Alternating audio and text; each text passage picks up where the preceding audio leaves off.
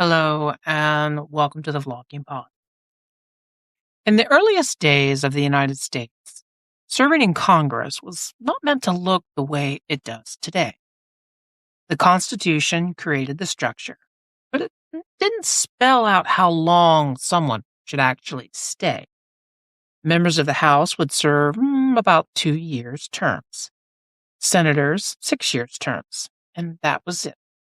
No term limits, no retirement age, no rule telling someone when to stop or set aside. On paper, it leaves the door wide open, but the structure itself tells a different story. If you look at how it was designed, especially those short 2-year House terms, it suggests something very different from a long or a lifelong career. The expectation was accountability.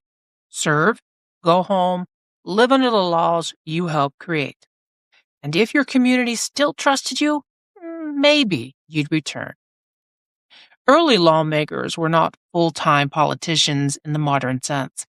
They were farmers, lawyers, merchants, and local leaders who stepped into government for a period of time and then stepped back out. There was no infrastructure supporting a permanent political class, no large fundraising networks, no media cycles building national recognition. That mindset did not come out of nowhere. The founders were reacting directly to what they had just broken away from, a system in England where power could sit with the same people for generations. Figures like James Madison and Thomas Jefferson wrote the importance of preventing concentrated long-term control. They did not write term limits into the Constitution, but they built a system that leaned toward rotation. This was not written as a temporary service, but it was built to behave that way. And this is where the comparison comes in that makes it easier to understand. It is not exactly like this, but it is similar to jury duty because jury service is mandatory and random, while serving in Congress is elected and voluntary. But the spirit overlaps.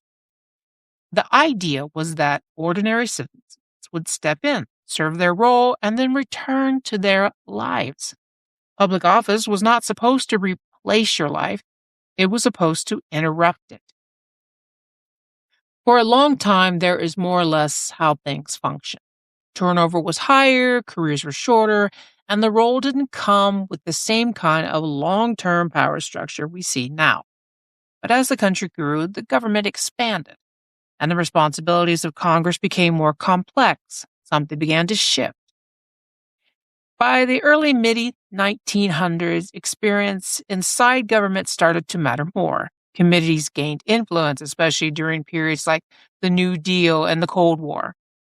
And lawmakers who stayed longer began to accumulate more knowledge and more authority.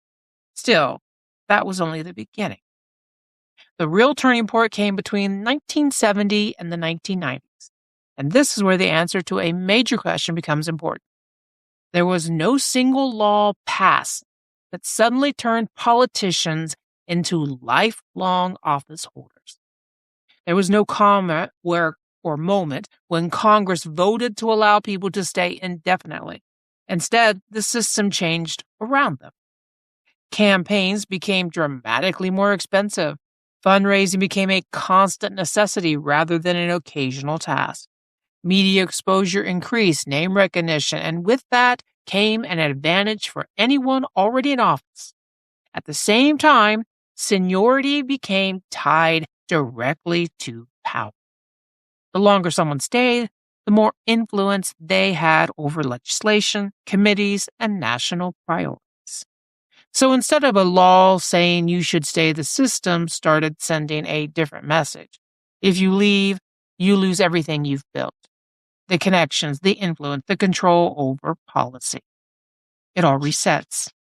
And if someone just entering Congress, that power immediately available and takes years, sometimes decades to accumulate. That brings us to what people see today. You have lawmakers serving for decades, sometimes into their late 70s or 80s. Like, for one instance, Susan Collins and many others across both chambers.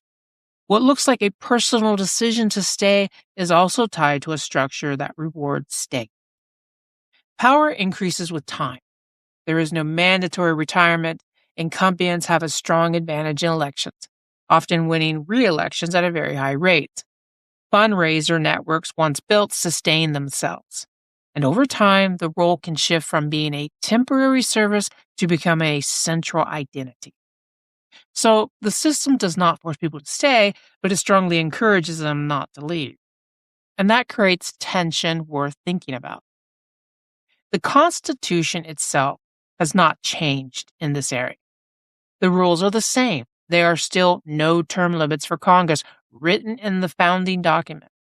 But the outcome looks very different from what the structure originally suggested. A system that was built to rotate power now often holds it in place. A role that was expected to be temporary now frequently becomes long term. And that leaves a question sitting quietly underneath all of it. If the rules never change, but the results did, then what actually changed? The law or the incentives?